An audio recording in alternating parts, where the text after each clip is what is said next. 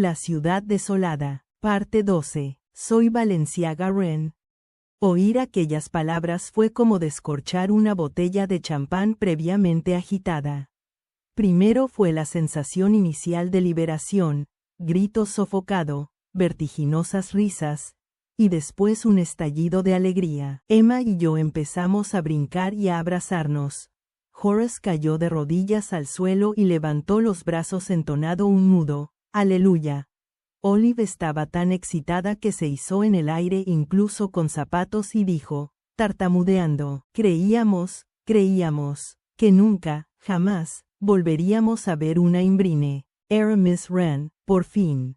Días atrás no era para nosotros más que una oscura Imbrine de un bucle poco conocido, pero desde entonces había ido alcanzando poco a poco la categoría de un mito.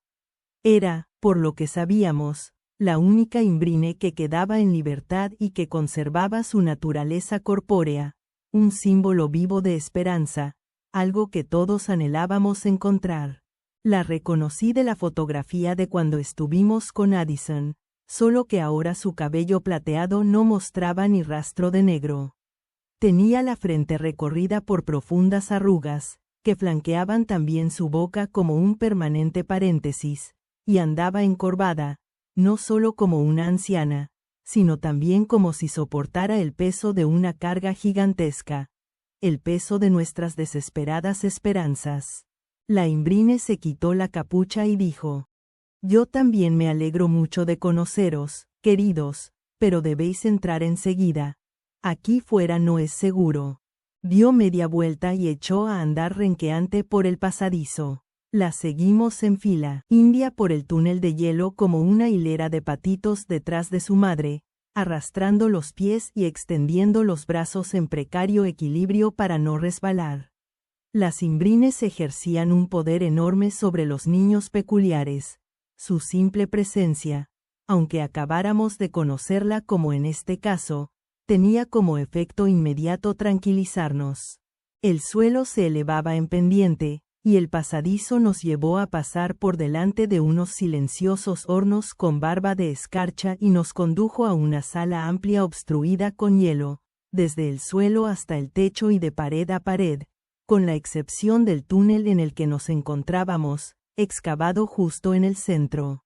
El hielo era grueso pero transparente, y en algunos lugares se podía ver hasta 6 o 7 metros en su interior sin apenas distorsión. La sala parecía una recepción, con hileras de sillas con respaldo frente a un mostrador y varios archivadores, todo ello atrapado en el interior de toneladas de hielo. La luz azulada del día brillaba al otro lado de varias ventanas inalcanzables, más allá de las cuales estaba la calle, una mancha de gris indefinido. Por mucho que un centenar de huecos se pasara una semana entera rompiendo hielo, jamás nos encontrarían. De no ser por la entrada del túnel, aquel lugar era una fortaleza perfecta. O eso, o una cárcel perfecta. De las paredes colgaban docenas de relojes, con sus manecillas inmóviles señalando en todas direcciones. Para conocer la hora de distintos bucles, quizá, por encima de ellos, carteles con flechas señalaban la dirección hacia distintas oficinas. SUBSSRETARIADO de Asuntos Temporales. Custodia de archivos gráficos. Asuntos de urgencia no específicos. Departamento de ofuscación y demora. Al otro lado de la puerta de la oficina de asuntos temporales vi a un hombre atrapado en el hielo. Estaba completamente congelado, en una postura encorvada, como si hubiera estado intentando liberar los pies y el hielo hubiera atrapado el resto de su cuerpo. Llevaba mucho tiempo allí. Me estremecí y aparté la vista. El túnel acababa en una elegante escalera con barandilla, que no estaba cubierta de hielo sino de papeles. En uno de los peldaños inferiores había una niña, que observaba nuestro resbaladizo avance sin rastro de entusiasmo. Llevaba una melena peinada con severa raya al medio que le llegaba hasta las caderas, unas gafitas redondas que no paraba de toquetearse y tenía unos labios muy finos que parecían no haber esbozado jamás una sonrisa. Althea, dijo con energía Miss Wren, no puedes andar paseando si el pasillo está abierto, y mucho menos salir hasta aquí. Sí, directora, asintió la niña, y a continuación ladeó un poco la cabeza. ¿Quiénes son, directora? Son los pupilos de Miss Peregrine.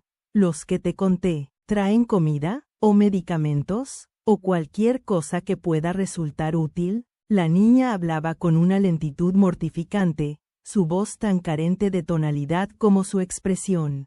No más preguntas hasta que hayas cerrado, dijo Miss Wren. Rápido. Sí, directora, repitió la niña y, sin prisa aparente, echó a andar tan tranquila por el túnel arrastrando las manos por las paredes a su paso. Lo siento, se disculpó Miss Wren. Althea no pretende ser obstinada, es testaruda por naturaleza, pero mantiene los lobos a raya y la necesitamos desesperadamente. Esperaremos aquí a que vuelva. Miss Wren se sentó en el último peldaño, y cuando lo hizo casi oí el crujido de sus huesos. No entendía a qué se refería con aquello de mantener los lobos a raya, pero había tantas preguntas que formular que esa tendría que esperar.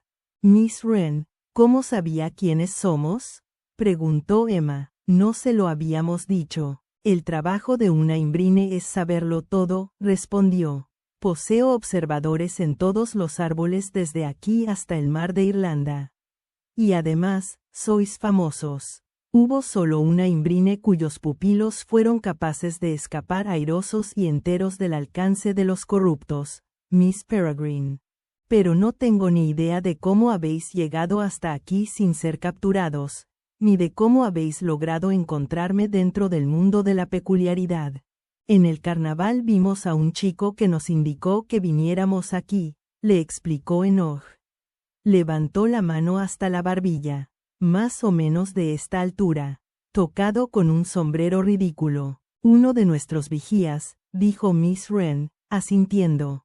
¿Pero cómo disteis con él? Capturamos una de sus palomas espía, relató con orgullo Emma, y fue ella la que nos guió hasta este bucle. Omitió contar que Miss Peregrine la había matado. Mis palomas, exclamó Miss Wren, ¿pero cómo supisteis de ellas?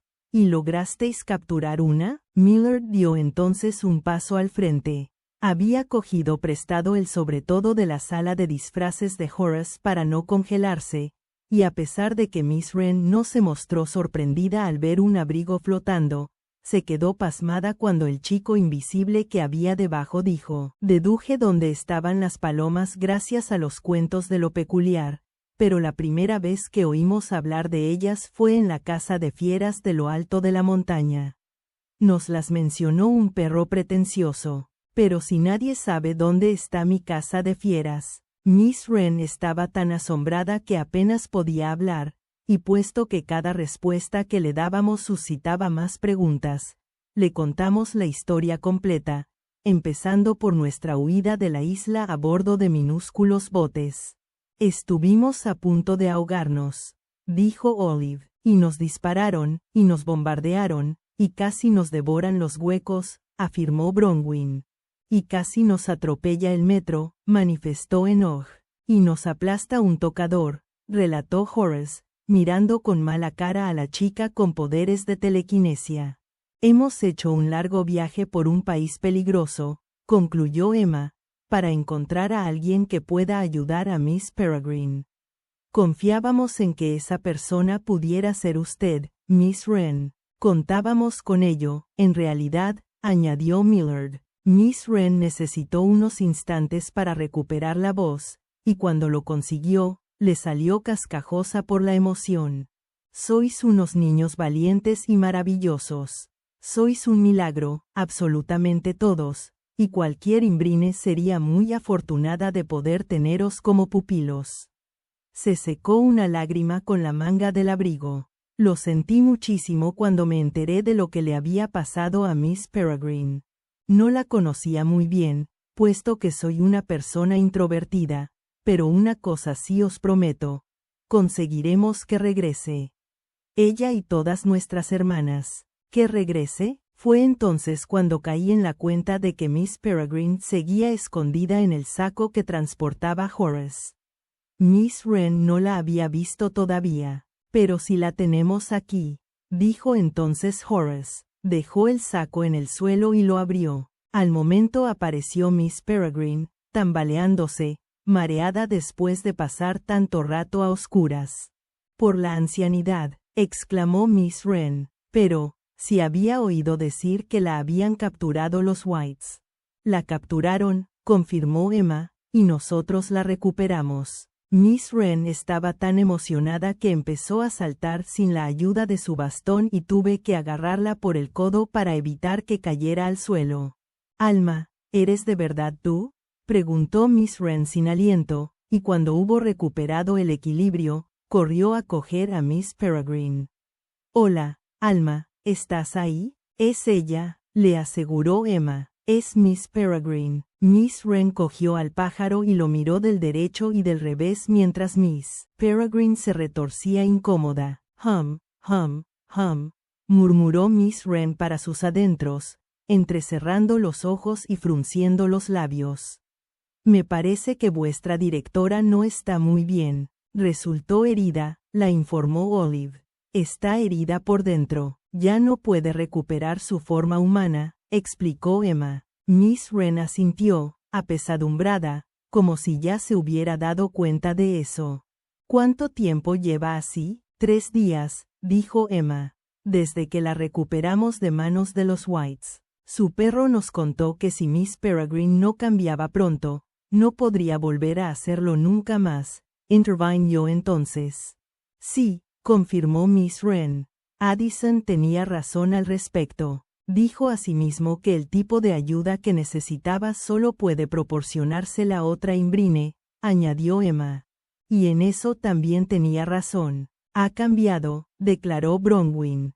Ya no es ella. Tenemos que recuperar a nuestra Miss P. No podemos permitir que le pase esto, exclamó Horace. ¿Y bien?, la apremió Olive. ¿Puede convertirla en humana de nuevo, por favor? Habíamos rodeado a Miss Wren y estábamos presionándola. Nuestra desesperación era palpable. Miss Wren unió las manos suplicándonos que nos tranquilizáramos. Ojalá fuese tan sencillo, dijo, o tan inmediato. Cuando una Imbrine pasa mucho tiempo como pájaro, se queda rígida, como un músculo enfriado en exceso. Si intentáramos restituirle su forma con excesiva rapidez, se rompería. Hay que devolverla a su verdadera forma como si le hiciéramos un masaje, con delicadeza. Hay que trabajarla con constancia, como la arcilla. Si me ocupo de ella durante toda la noche, es posible que por la mañana haya terminado. Si es que le queda aún ese tiempo, apuntó Emma. Recemos para que sea así, dijo Miss Wren. Reapareció entonces la niña del pelo largo, caminando muy lentamente, recorriendo con las manos las paredes del túnel. Por donde quiera que tocara se iba formando de nuevo hielo, capa sobre capa. El túnel que quedaba a su espalda se había cerrado hasta dejar una apertura de un par de palmos. Pronto quedaría cerrado por completo con nosotros dentro. Miss Wren le hizo una señal con la mano. Althea, sube enseguida y dile a la enfermera que prepare una sala de observación. Necesitaré todos mis remedios medicinales. Cuando dice remedios, ¿se refiere a sus soluciones, sus infusiones o sus suspensiones? A todo, gritó Miss Wren, y rápido, esto es una urgencia. La chica se percató entonces de la presencia de Miss Peregrine, abrió un poco los ojos, la primera reacción que le veía, y empezó a subir la escalera. Esta vez lo hizo corriendo. Sujeté a Miss Wren por el brazo para ayudarla a subir la escalera. El edificio tenía 4 plantas y nos dirigíamos a la más alta.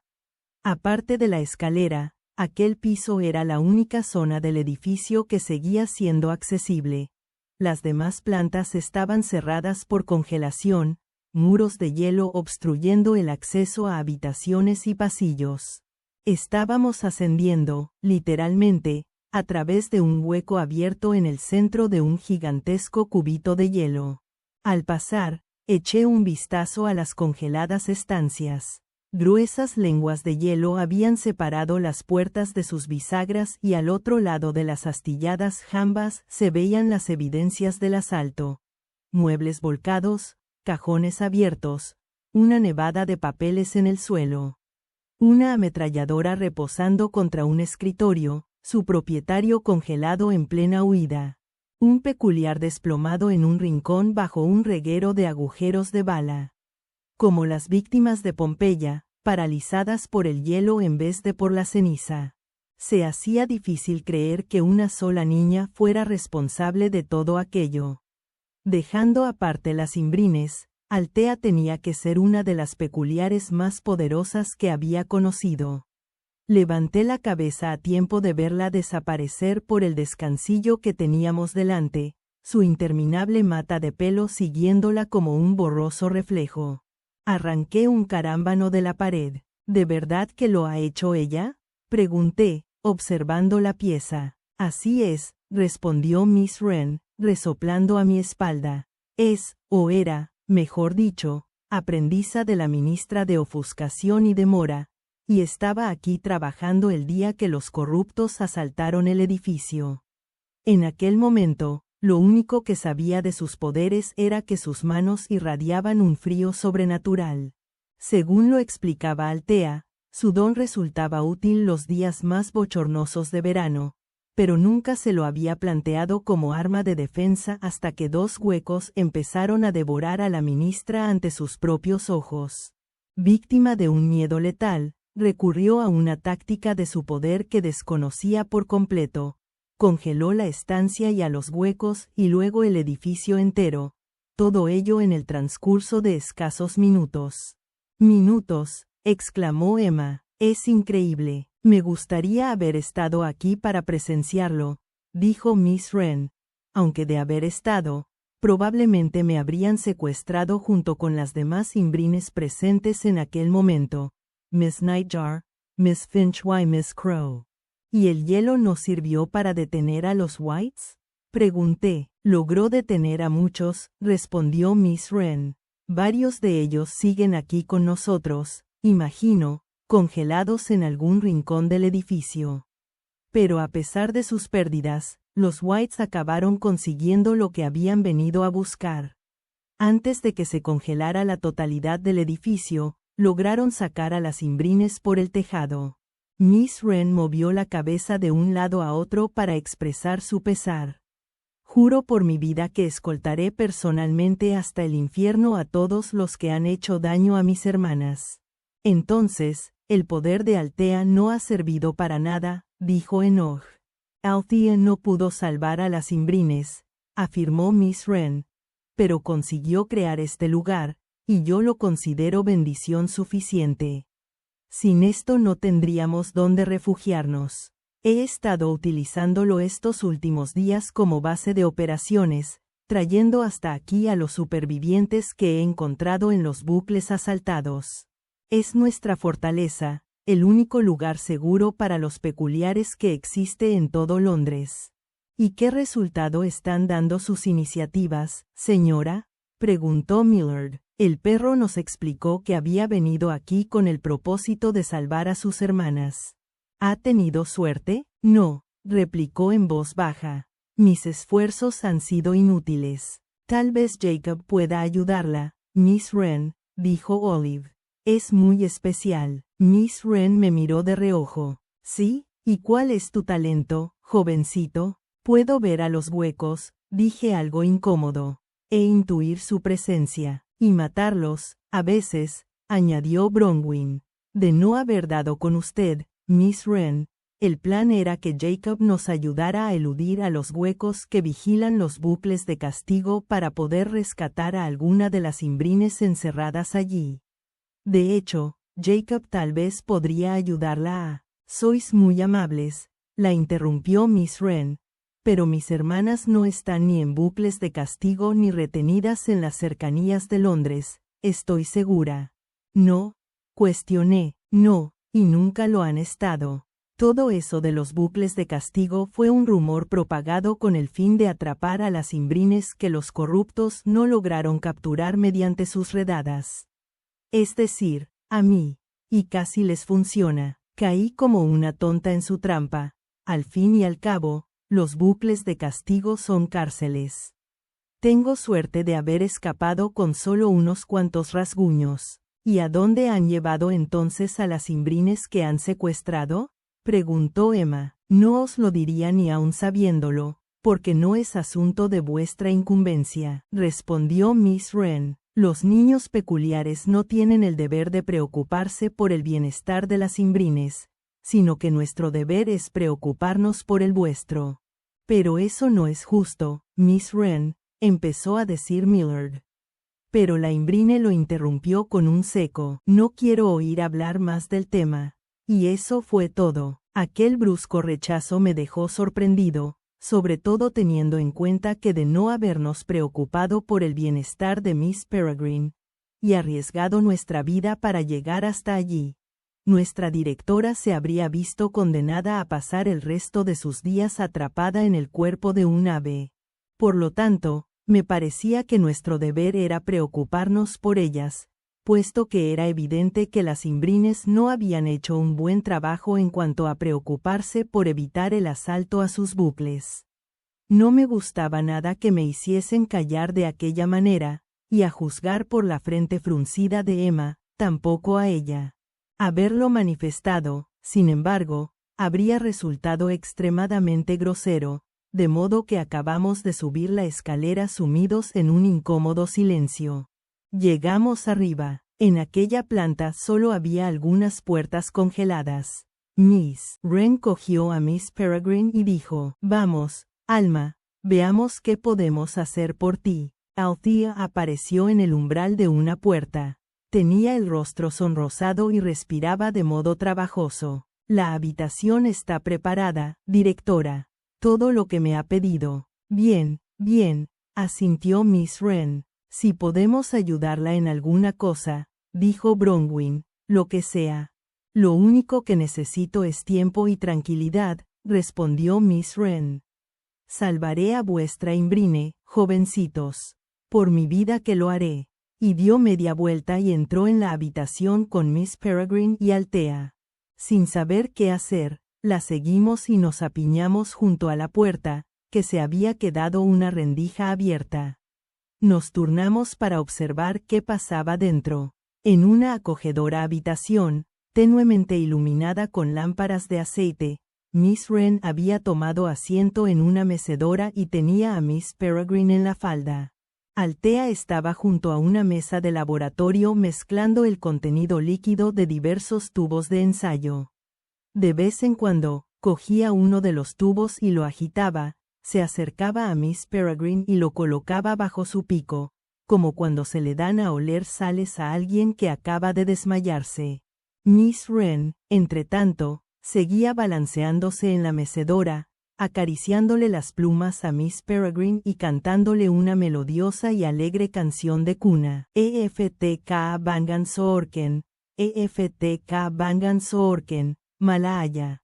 Es el idioma que hablaban antiguamente los peculiares, susurró Millard. Vuelve a casa, recuerda tu verdadero yo, o algo por el estilo. Miss Wren lo oyó, levantó la vista y nos indicó con un gesto que nos marcháramos.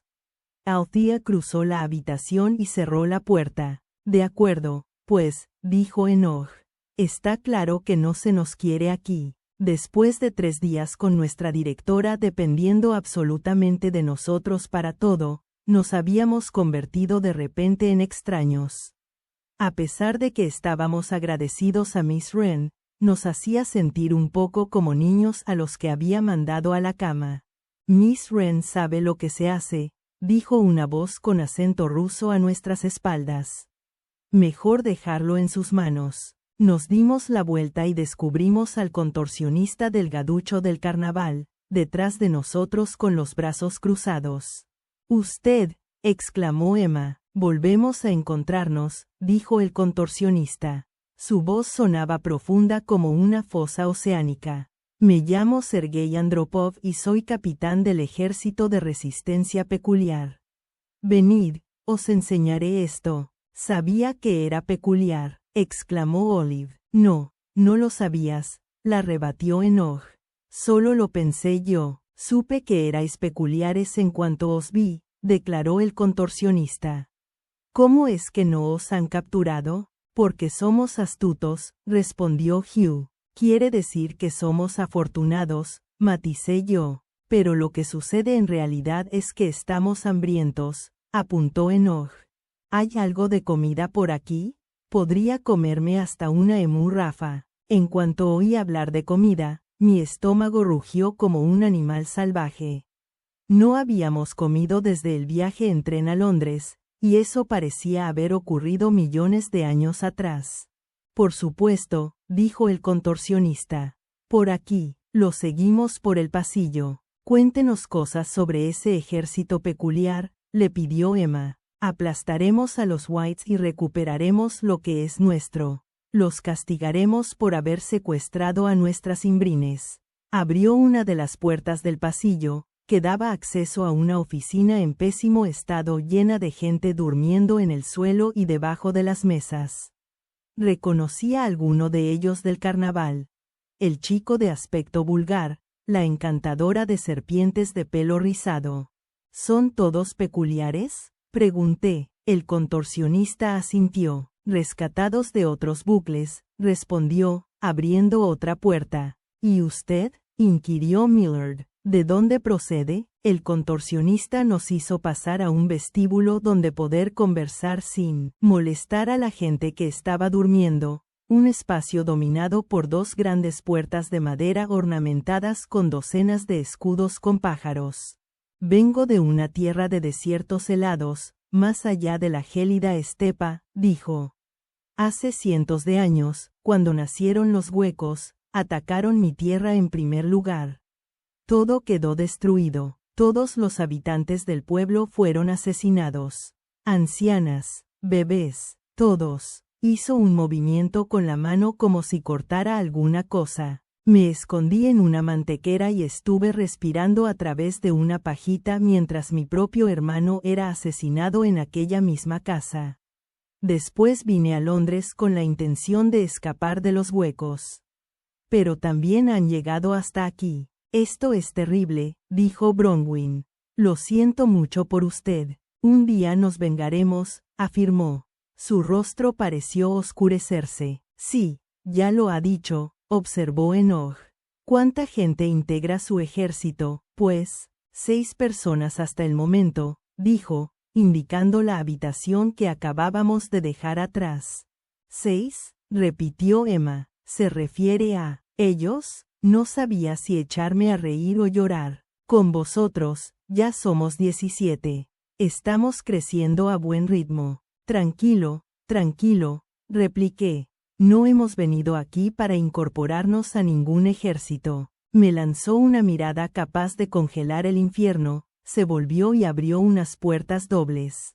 Entramos en una estancia grande dominada por una impresionante mesa de forma oval. La madera había sido pulida hasta alcanzar el brillo de un espejo. Aquí es donde se reúne el Consejo de Imbrines, nos explicó el contorsionista. Todo a nuestro alrededor eran retratos de peculiares antiguos famosos, no enmarcados sino dibujados directamente en las paredes al óleo, con carboncillo o con ceras. El que tenía más cerca era una cara con ojos enormes, mirada fija y la boca abierta, dentro de la cual había una fuente de agua en funcionamiento. Alrededor de la boca, un lema escrito en holandés que Millard, que estaba a mi lado, tradujo. De las bocas de nuestros ancianos brota una fuente de sabiduría. A su lado había otro, esta vez en latín. Ardet ns consumitur, leyó Melina. Quemado pero no destruido, de lo más adecuado, dijo Enoch. No puedo creer que esté de verdad aquí, comentó Melina. He pasado años estudiando este lugar y soñando con él. No es más que una sala, replicó Enoch. Tal vez lo sea para ti, pero para mí es el corazón de todo el mundo peculiar. Un corazón que ha sido arrancado, manifestó una voz nueva, y al volverme vi que se acercaba un payaso, el mismo que había estado acosándonos en el carnaval. Miss Jatta estaba justo aquí donde estáis vosotros cuando fue secuestrada. Encontramos un montón de plumas en el suelo. Tenía acento americano. Se detuvo a escasa distancia de nosotros, mascando alguna cosa, una mano en la cadera. ¿Son ellos?, preguntó, dirigiéndose al contorsionista y señalándonos con una pata de pavo. Necesitamos soldados, no niños. Tengo 112 años, exclamó Melina. Sí, sí, eso ya lo he oído en otras ocasiones, replicó el payaso. Adiviné que erais peculiares cuando os vi por la feria, por cierto. Sois el grupo más peculiar de peculiares que hayan visto jamás mis ojos. Yo les he dicho lo mismo, corroboró el contorsionista. No alcanzo a comprender cómo han llegado hasta aquí desde Gales sin ser capturados, se extrañó el payaso. De hecho, me parece sospechoso. ¿Seguro que ninguno de vosotros es un White? ¿Cómo se atreve?, exclamó Emma. Fuimos capturados, dijo Hugh con orgullo, pero los Whites que lo hicieron no sobrevivieron para contarlo. Claro, y yo soy el rey de Bolivia, se mofó el payaso. Es verdad, espetó Hugh, poniéndose colorado. El payaso levantó las manos. Está bien, cálmate, pequeño. Estoy seguro de que Miss Wren no os habría dejado entrar de no ser legítimos. Venga, seamos amigos, comamos una pata de pavo. No tuvo que ofrecérnosla 2 veces. Estábamos demasiado hambrientos como para permanecer ofendidos por más tiempo. El payaso nos acompañó hasta una mesa repleta de comida, los frutos secos tostados y las carnes asadas que tanto nos habían tentado en el carnaval. Nos apiñamos alrededor de la mesa y nos pusimos las botas sin vergüenza alguna. El contorsionista comió 5 cerezas y un currusco de pan y a continuación anunció que nunca en su vida se había sentido tan lleno. Bronwyn no paró de deambular de un lado a otro, mordiéndose las uñas, tan consumida por la preocupación que ni siquiera podía comer. Cuando hubimos terminado, y con la mesa convertida en un campo de batalla de huesos roídos y manchas de grasa, el payaso se recostó en su asiento y dijo: «Y bien, niños peculiares, contadnos vuestra historia. ¿Por qué habéis viajado hasta aquí desde Gales?» Emma se limpió la boca y respondió: «Para ayudar a nuestra Imbrine». «¿Y cuando ya la hayáis ayudado?», preguntó el payaso. «¿Entonces qué?». Hasta entonces había estado atareado mojando pan en la salsa del pavo, pero al final levanté la vista. La pregunta era tan directa, estaba expresada de un modo tan sencillo, era tan evidente, que no entendía cómo ninguno de nosotros se la había formulado hasta aquel momento. «No hable así», dijo Horace. «Nos echará el gafe». «Miss Wren obra milagros», aseguró el payaso. «No hay de qué preocuparse». «Confío en que tenga razón», dijo Emma. «Por supuesto que la tengo». «¿Qué plan tenéis?». «Quedaros y ayudarnos a luchar, evidentemente. ¿Pero dónde dormiréis?». «Conmigo no, mi habitación es individual. Y rara vez hago excepciones». Miró a Emma y enarcó una ceja.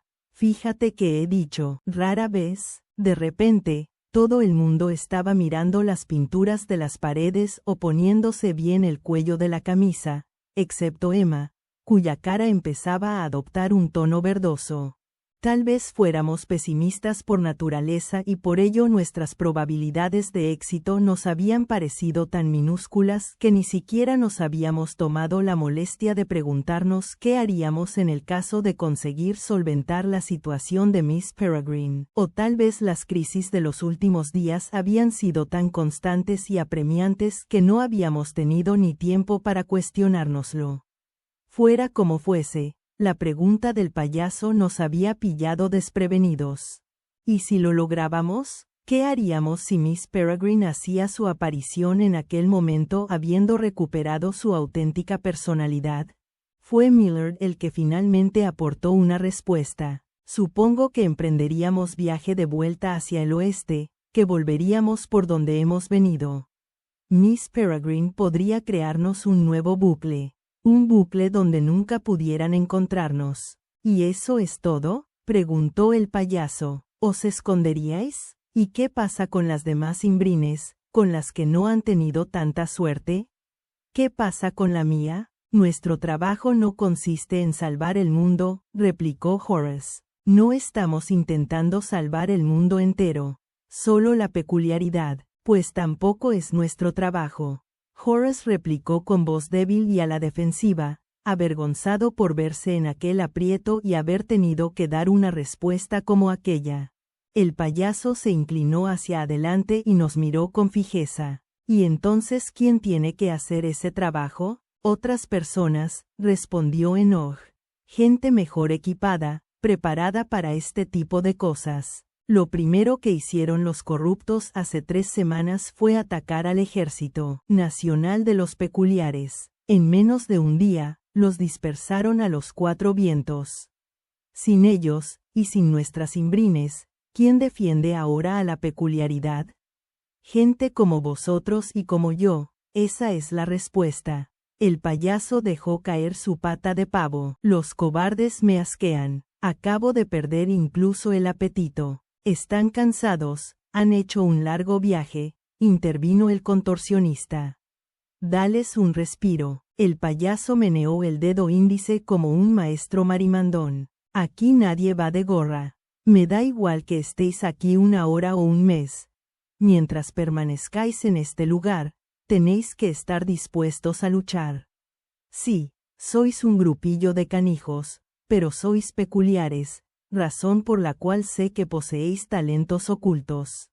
Mostradme qué podéis hacer. Se levantó y se aproximó a Enoch con la mano extendida, como si tuviera intención de hurgar en los bolsillos del niño en busca de su habilidad peculiar. Necesito un muerto para demostrarlo, dijo Enoch. Y podría ser incluso usted, si se atreve a ponerme ni que sea un solo dedo encima. El payaso cambió de dirección para acercarse a Emma. ¿Y tú qué sabes hacer, cosa linda?, preguntó, y Emma levantó un dedo y creó una llama que empezó a bailar como la de la vela de un pastel de cumpleaños. El payaso se echó a reír y exclamó, sentido del humor. Me gusta. Se acercó entonces a los hermanos ciegos. Están mentalmente conectados, explicó Melina, interponiéndose entre el payaso y los hermanos. Ven con el oído y saben en todo momento lo que el otro está pensando. El payaso aplaudió. Alguna cosa útil, por fin. Serán nuestros oteadores, apostaremos uno en el carnaval y el otro aquí. Si algo va mal fuera, lo sabremos enseguida. Empujó a Melina. Los hermanos se espantaron y retrocedieron. No puedes separarlos, gritó Melina. A Joel y a Peter no les gusta estar separados. Y a mí no me gusta que me persiguen monstruosos cadáveres invisibles, replicó el payaso, y se dispuso a separar al hermano mayor del más pequeño. Los niños se mantuvieron firmes entrelazando los brazos y gimotearon. Empezaron luego a chasquear la lengua y sus ojos se pusieron a girar como un torbellino. Estaba a punto de intervenir cuando los hermanos se separaron y emitieron un grito doble tan potente y penetrante que temí que la cabeza fuera a estallarme. Los platos que había sobre la mesa se hicieron añicos, todo el mundo se agachó y se tapó los oídos, y me pareció oír incluso grietas abriéndose en el hielo que cubría los pisos inferiores. Cuando el eco menguó, Joel y Peter cayeron al suelo abrazados y temblando. ¿Ha visto lo que ha hecho?, le gritó Melina al payaso. «Caramba, es impresionante», exclamó el payaso. Bronwyn agarró al payaso por el cuello con una sola mano. «Si continúa acosándonos de esta manera», le dijo con mucha calma, «le incrustaré la cabeza en la pared». «Lo siento mucho», resolló el payaso, con la tráquea estrujada. ¿Me sueltas? Vamos, Gwen», dijo Olive. «Ha dicho que lo siente». Bronwyn lo soltó a regañadientes. El payaso empezó a toser y se alisó el disfraz. «Creo que no os he juzgado como os merecéis», admitió. Seréis una incorporación estupenda para nuestro ejército. Ya le hemos dicho que no pensamos formar parte de ese estúpido ejército, recalqué. ¿Y para qué luchar, de todos modos? Terció Emma. Ni siquiera sabemos dónde están las Imbrines. El contorsionista se desplegó para levantarse de la silla que ocupaba y se cernió sobre nosotros. La cuestión es, dijo, que si los corruptos consiguen hacerse con las demás Imbrines, serán imparables. Me parece que ya lo son ahora, respondí. Si ahora los calificáis de imparables, es que no habéis visto nada todavía, afirmó el payaso. Y si pensáis que cuando vuestra Imbrine quede libre dejarán de perseguiros, es que sois más tontos de lo que parecéis. Horace se levantó y tosió para aclararse la garganta antes de tomar la palabra. Lo que acabáis de exponer es el peor escenario, declaró. Últimamente solo oigo hablar del peor escenario, pero no he oído ni una simple exposición en la que se considere el mejor escenario. Oh, eso sería estupendo, se burló el payaso. Adelante, chico elegante, oigamos tus argumentos. Horace respiró hondo y se armó de coraje. Los Whites querían a las Imbrines, y ya las tienen, o las tienen a casi todas. Supongamos, poniendo el caso de que fuera así, que los Whites solo necesitan eso y que gracias a ello ya pueden seguir adelante con sus diabólicos planes. Y lo hacen, se convierten en Super Whites, o en semidioses, o en lo que quiera que anden buscando. Y después de eso, las Imbrines ya no les sirven de nada, y los niños peculiares tampoco, ni siquiera necesitan ya para nada los bucles de tiempo. Se largan de aquí para ser semidioses donde les venga en gana y nos dejan en paz. Y entonces la situación no solo vuelve a la normalidad, sino que además es mejor que antes, puesto que ya nadie intenta devorarnos ni secuestrar a nuestras Imbrines. Y entonces, quizá, muy de vez en cuando, podríamos irnos de vacaciones al extranjero, como solíamos hacer, y ver un poco el mundo, y hundir los pies en la arena en algún lugar donde no haga frío y el cielo esté gris 300 días al año. En cuyo caso, ¿de qué nos sirve quedarnos aquí a pelear? Estaríamos arrojándonos contra sus espadas cuando todo podría volver a ser de color de rosa sin nuestra intervención. Por un momento nadie dijo nada, pero al poco rato el payaso rompió a reír. Río, y sus carcajadas resonaron contra las paredes, hasta acabar cayéndose de la silla. No tengo palabras, dijo entonces Enoch. No, sí que las tengo, Horace. Creo que es el pensamiento ilusorio más increíblemente ingenuo y cobarde que he oído en mi vida. Pero es posible, insistió Horace. Sí, y también es posible que la luna esté hecha de queso, aunque no es ni remotamente probable. Puedo acabar enseguida con esta discusión, intervino el contorsionista. ¿Queréis saber lo que nos harán los Whites en cuanto tengan libertad para hacer cualquier cosa? Venid, os lo enseñaré. Esto es solo para estómagos fuertes, dijo el payaso, mirando de reojo a Olive. Si ellos pueden aguantarlo, yo también, replicó la niña. Que conste que yo ya he avisado, los advirtió el payaso, encogiéndose de hombros. Seguidnos. Yo a usted no lo seguiría ni para saltar de un barco en pleno naufragio, le espetó Melina, que acababa de conseguir poner de nuevo en pie a los temblorosos hermanos ciegos. Quédate, pues, dijo el payaso. Los que quieran saltar del barco, que nos sigan. Los heridos estaban acostados en camas desiguales en una improvisada sala de hospital, vigilados por una enfermera con un protuberante ojo de cristal. Había 3 pacientes, si es que podían calificarse de eso, un hombre y 2 mujeres. El hombre estaba tendido de costado, medio catatónico, balbuceando y babeando. Una de las mujeres miraba fijamente al techo, mientras que la otra se retorcía bajo las sábanas, gimoteando, acosada por alguna pesadilla. Parte de los niños se quedaron observando la escena desde el umbral de la puerta, decidiendo guardar distancias por si acaso lo que padecía aquella gente fuera contagioso.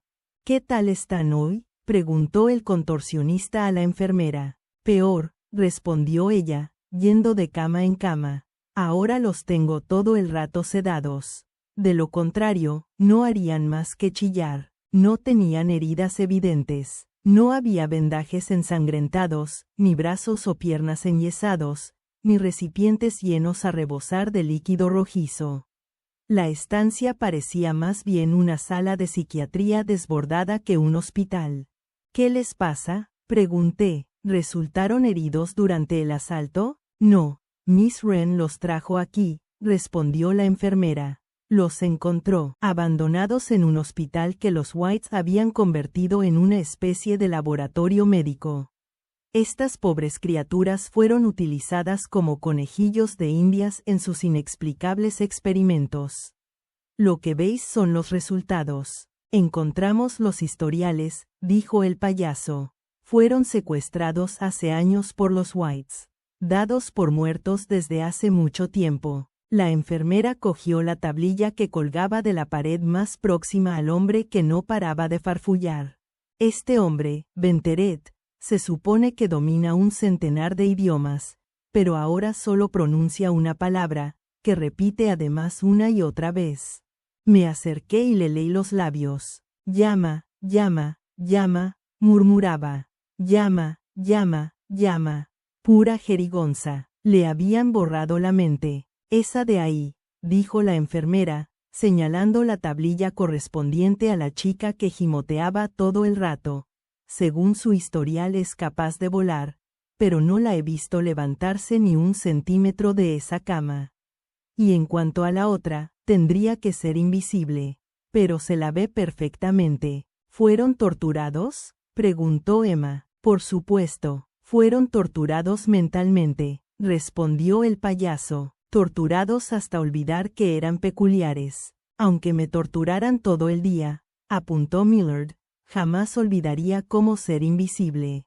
Muéstrales las cicatrices, le dijo el payaso a la enfermera. Esta se acercó a la cama de la mujer inmóvil y retiró un poco las sábanas.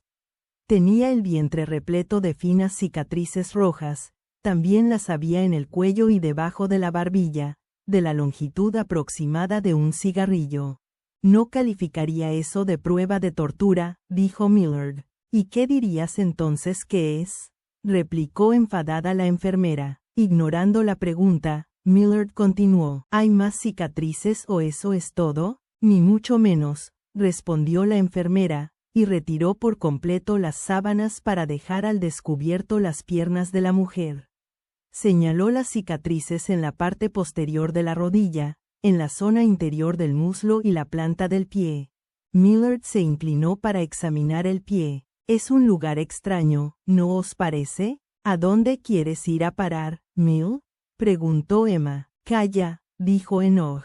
Déjalo jugar a ser Sherlock si eso es lo que desea. Empiezo a pasármelo bien. ¿Por qué no le hacemos cortes por 10 partes distintas?, sugirió el payaso. Entonces ya veremos si eso le parece una tortura. Millard atravesó la habitación para acercarse a la cama del hombre que seguía susurrando. ¿Puedo examinarlo? Estoy segura de que él no pondría ningún reparo, respondió la enfermera. Millard levantó la sábana. En la planta de uno de los pies había una cicatriz idéntica a la de la mujer inmóvil. La enfermera señaló con un gesto a la mujer que no cesaba de contorsionarse. Ella también la tiene, si es eso lo que quieres saber. Ya basta de esto, intervino el contorsionista. Si eso no son torturas, ¿qué es entonces? Una exploración, declaró Millard. Son incisiones muy precisas, de carácter quirúrgico. No parecen pensadas para provocar dolor. Es probable incluso que se practicaran bajo anestesia. Los Whites estaban buscando alguna cosa. ¿Qué cosa?, preguntó Emma, aún temiendo la respuesta. Existe un viejo dicho relacionado con los pies de los peculiares, respondió Millard. ¿Alguien de los presentes lo recuerda? La suela del peculiar es la puerta de acceso a su alma, recitó Horace. Pero no es más que lo que se dice a los niños para que no salgan a jugar descalzos. Tal vez sí, pero tal vez no, replicó Millard. No seas ridículo. ¿Crees que estaban buscando sus almas y las encontraron? El payaso estalló en carcajadas. Eso no son más que paparruchadas. Por el mero hecho de que hayan perdido sus habilidades, ¿crees tú que les extirparon su segunda alma? En parte, sabemos que los Whites llevan años interesados en la segunda alma. Entonces recordé la conversación que Millard y yo habíamos mantenido en el tren y dije, me comentaste que el alma peculiar es lo que nos permite entrar en los bucles. Por lo tanto, si esta gente ha perdido el alma, ¿cómo es que están aquí? Me parece que en realidad no están aquí, ¿no te parece? Replicó Millard, y con ello me refiero a que su mente está en otra parte. Creo que estás agarrándote a un clavo ardiendo, dijo Emma. Me parece que ya has llevado este asunto demasiado lejos, Millard. Seguid el hilo de mi argumentación solo un poco más, por favor, insistió Millard.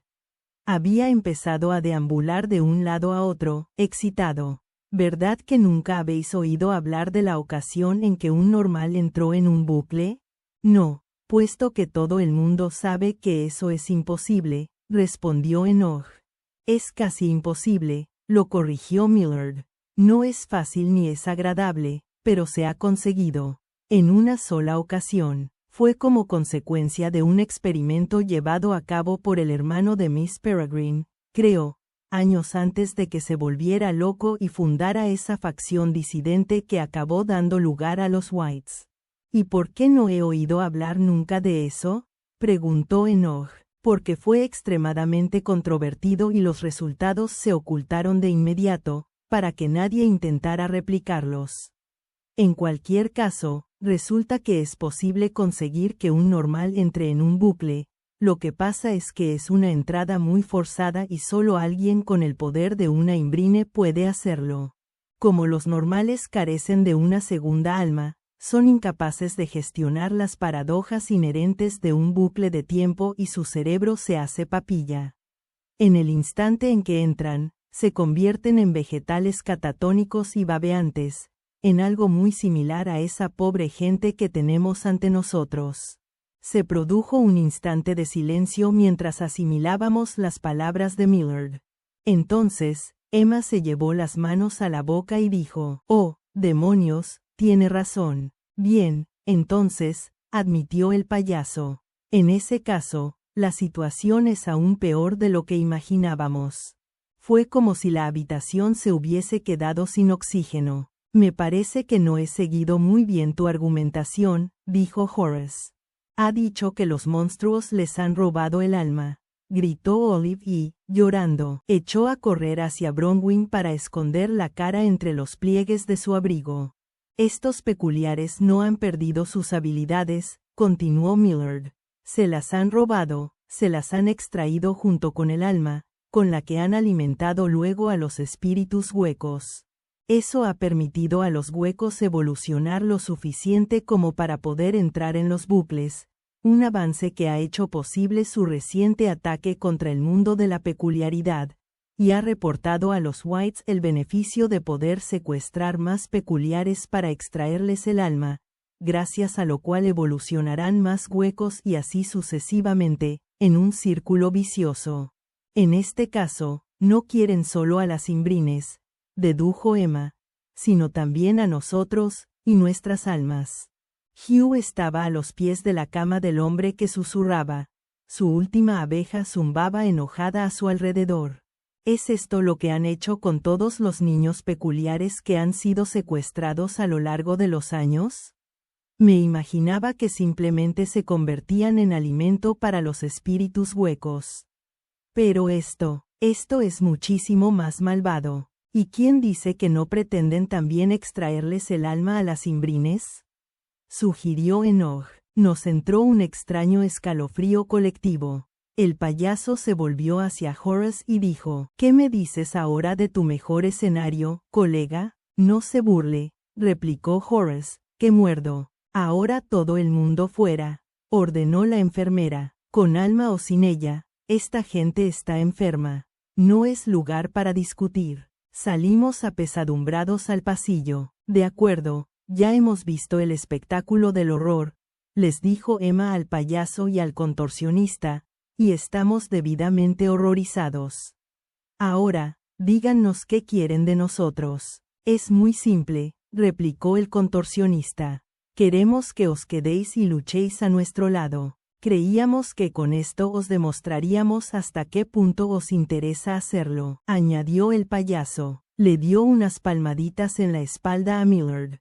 Pero vuestro amigo ha hecho el trabajo mucho mejor que nosotros. ¿Quedarnos aquí y luchar? ¿Para qué?, cuestionó Enoch. Las Imbrines ni siquiera están en Londres. Lo ha dicho incluso Miss Wren. Olvidaos de Londres. Londres está acabado, exclamó el payaso. Aquí la batalla ha terminado. Hemos perdido. En cuanto Miss Wren haya salvado a todos los peculiares que consiga encontrar en los bucles arrasados, emprenderemos viaje hacia otras tierras, hacia otros bucles. Tiene que haber más supervivientes por ahí, peculiares como nosotros, todavía con ansias de luchar.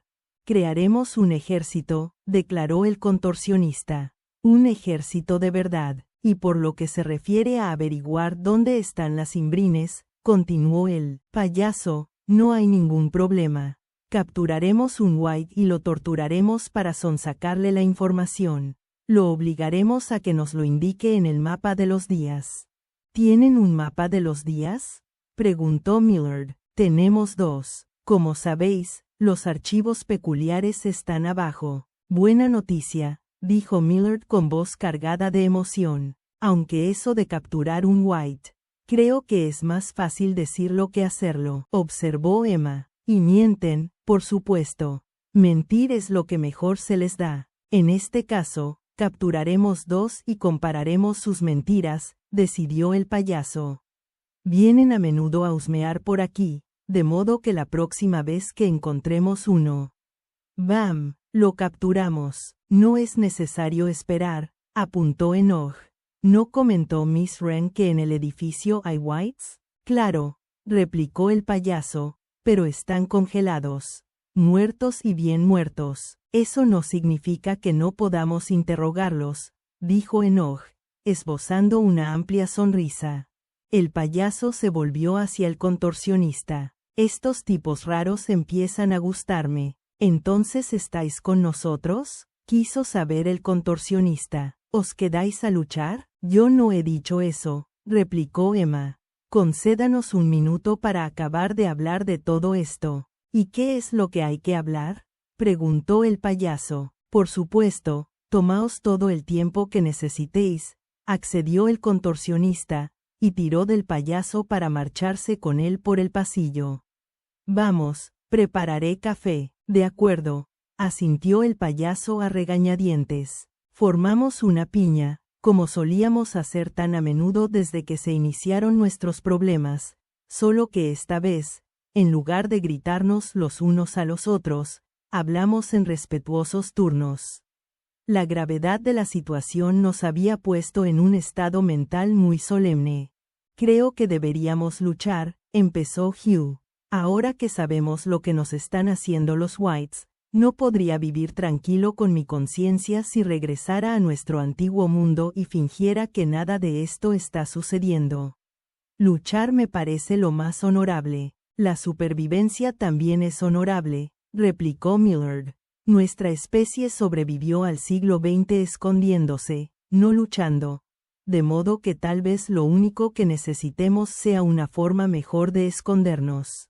Entonces Bronwyn se volvió hacia Emma y dijo, me gustaría saber qué opinas tú. Sí, yo también quiero saber qué piensa Emma, la secundó Olive. Y yo, se le sumó Enoch, y eso me pilló por sorpresa. Emma respiró hondo y dijo, me sabe terriblemente mal por las demás Imbrines. Lo que les ha pasado es un crimen y tal vez es posible que el futuro de nuestra especie dependa de su rescate. Pero, a fin de cuentas, no debo mi lealtad ni a las demás Imbrines ni a los otros niños peculiares. Mi lealtad es para la mujer a la que le debo la vida, Miss Peregrine, y solo Miss Peregrine. Hizo una pausa y asintió con la cabeza, como si con el gesto pretendiera poner a prueba y confirmar la sensatez de sus palabras. Entonces prosiguió, y cuando, pájaro mediante, Miss Peregrine vuelva a ser ella, haré lo que me pida que haga. Si dice que luche, lucharé. Si quiere que nos escondamos en algún bucle, también lo haré. Sea como sea, mi credo se mantiene inalterable. Miss Peregrine es quien sabe lo que debemos hacer. Los demás reflexionaron sobre lo que acababan de oír.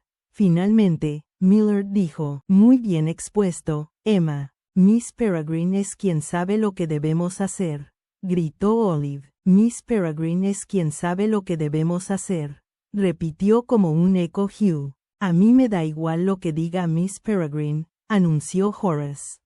Lucharé. Enoch se atragantó con una carcajada. Todo el mundo me tiene por un cobarde.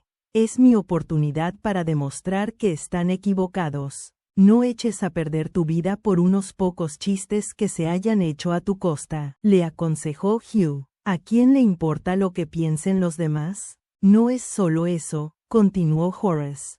¿Recordáis la visión que tuve en Cairnholm? Vislumbré donde mantenían prisioneras a las imbrines. Sería incapaz de mostrároslo en un mapa, pero estoy seguro de que lo sabré en cuanto lo vea. Se dio unos golpecitos en la frente con el dedo índice. Lo que tengo aquí dentro podría ahorrar un montón de problemas a esos tipos. Y salvar también a las imbrines. Si unos deciden luchar y otros quedarse, dijo Bronwyn, protegeré a los que se queden. Proteger a los demás siempre ha sido mi vocación. Hugh se volvió entonces hacia mí y me preguntó, ¿y tú qué dices, Jacob? Se me quedó la boca seca al instante. Sí, dijo Enoch. ¿Tú qué? Bien, empecé a decir, yo. Vayamos a dar un paseo, intervino Emma, enlazándome por el brazo. Tú y yo tenemos pendiente una charla. Bajamos poco a poco la escalera, sin cruzar palabra hasta que llegamos abajo, al muro curvado de hielo con el que Althea había precintado el túnel de salida. Nos sentamos y nos quedamos mirando el hielo un buen rato, las formas atrapadas en su interior, borrosas y distorsionadas por la penumbra, suspendidas como huevos antiguos en un ámbar azul. Continuamos sentados, y adiviné por el silencio que se asentaba entre nosotros que la conversación sería dura, una conversación que ninguno de los dos quería iniciar. ¿Y bien? Dijo Emma al final. Soy como los demás, respondí. Quiero saber qué piensas. Emma se echó a reír, de la manera que suele hacerse cuando algo no es divertido, sino incómodo, y dijo, no estoy del todo segura de que quieras saberlo. Tenía razón, pero insistí para que hablara igualmente. Venga. Emma posó la mano en mi rodilla y la retiró enseguida. Se agitó con nerviosismo. Noté una fuerte tensión en el pecho. Pienso que ha llegado la hora de que vuelvas a casa, dijo por fin. Pestañeé. Tardé un instante en convencerme de que de verdad había pronunciado aquellas palabras.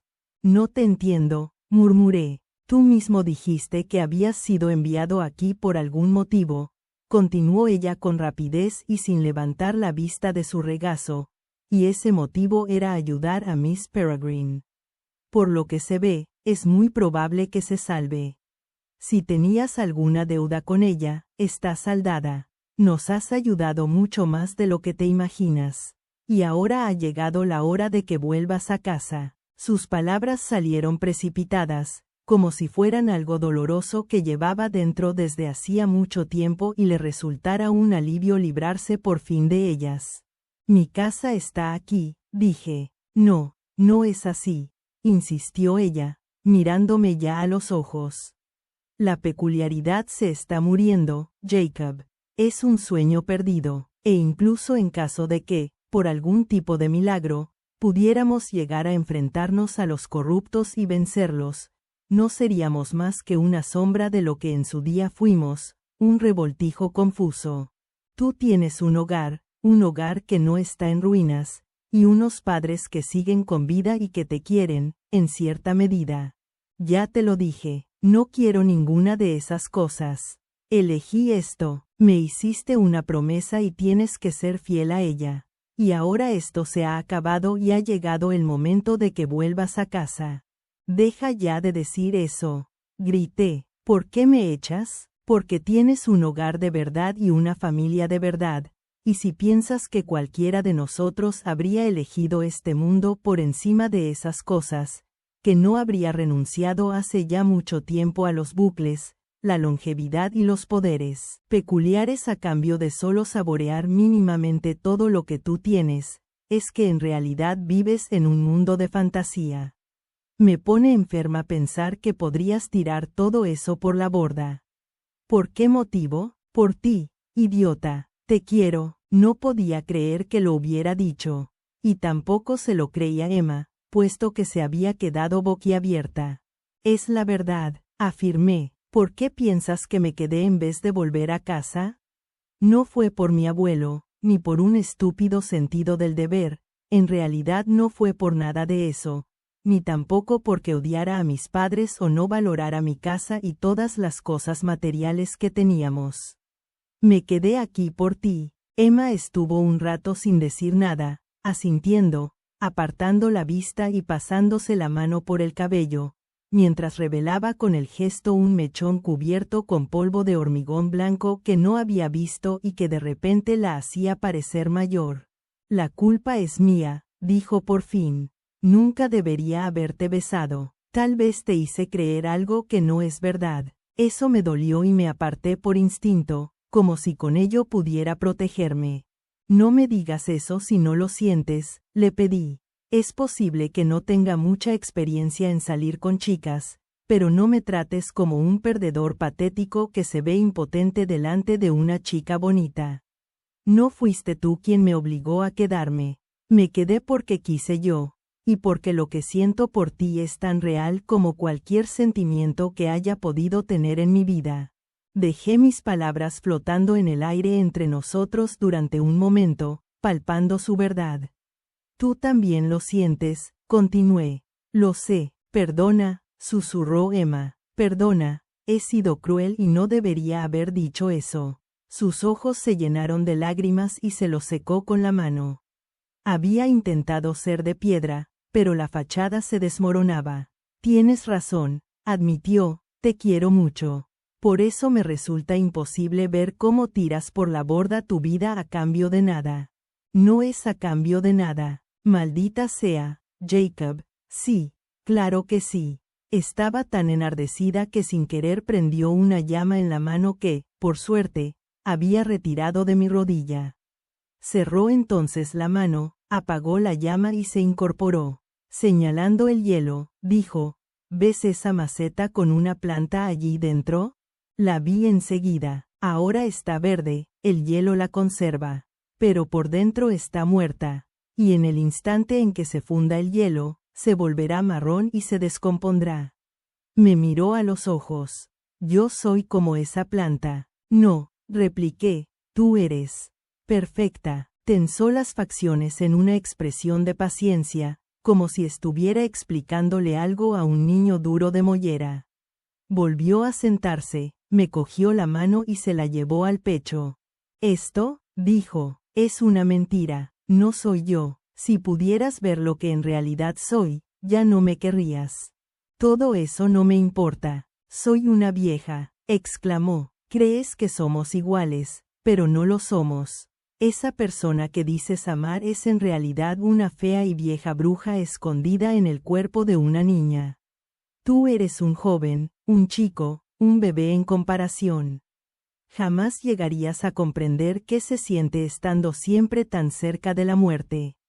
Y tampoco tienes por qué comprenderlo. No quiero que lo comprendas nunca. Tienes toda la vida por delante, Jacob. La mía ya se ha agotado. Y llegará un día, pronto, tal vez, en que muera y me convierta en polvo. Lo dijo de un modo tan definitivo que supe al instante que creía lo que estaba diciendo. Que le dolía tener que decirlo, del mismo modo que a mí me dolía escucharlo, pero entendí por qué lo hacía. Estaba, a su manera, intentando salvarme. Pero dolía de todos modos. En parte porque sabía que tenía razón. Si Miss Peregrine se recuperaba, habría concluido lo que me había propuesto hacer. Resolver el misterio de mi abuelo, saldar la deuda de mi familia con Miss Peregrine y vivir la vida extraordinaria que siempre había soñado, o parte de ella, al menos. Momento en el cual, mi única obligación pendiente era para con mis padres. En cuanto a Emma, me traía sin cuidado que fuera mayor que yo, o diferente a mí, pero ella había decidido que yo tenía que verlo así y parecía que no había forma de convencerla de lo contrario. Tal vez, cuando todo esto haya acabado, dijo, te enviaré una carta y tú me responderás. Y tal vez un día vengas de nuevo a verme. Una carta. Pensé en la polvorienta caja llena de cartas que había descubierto en la habitación de Emma, escritas todas por mi abuelo. ¿Quedaría reducido a eso para ella? ¿A un anciano que vivía al otro lado del océano? ¿Un recuerdo? Y entonces me di cuenta de que estaba a punto de seguir los pasos de mi abuelo de un modo que jamás me habría imaginado posible. En muchísimos sentidos, era como si estuviera repitiendo su vida. Y probablemente llegaría un día en que mi guardia se relajaría en exceso, me volvería viejo, me convertiría en un anciano lento y distraído, y moriría igual que había muerto él. Y Emma seguiría adelante sin mí, sin ninguno de nosotros dos, y tal vez un día alguien encontraría mis cartas en su armario, en una caja al lado de la de mi abuelo, y se preguntaría quiénes fuimos nosotros para ella. ¿Y si me necesitáis? Le pregunté, ¿y si vuelven los huecos?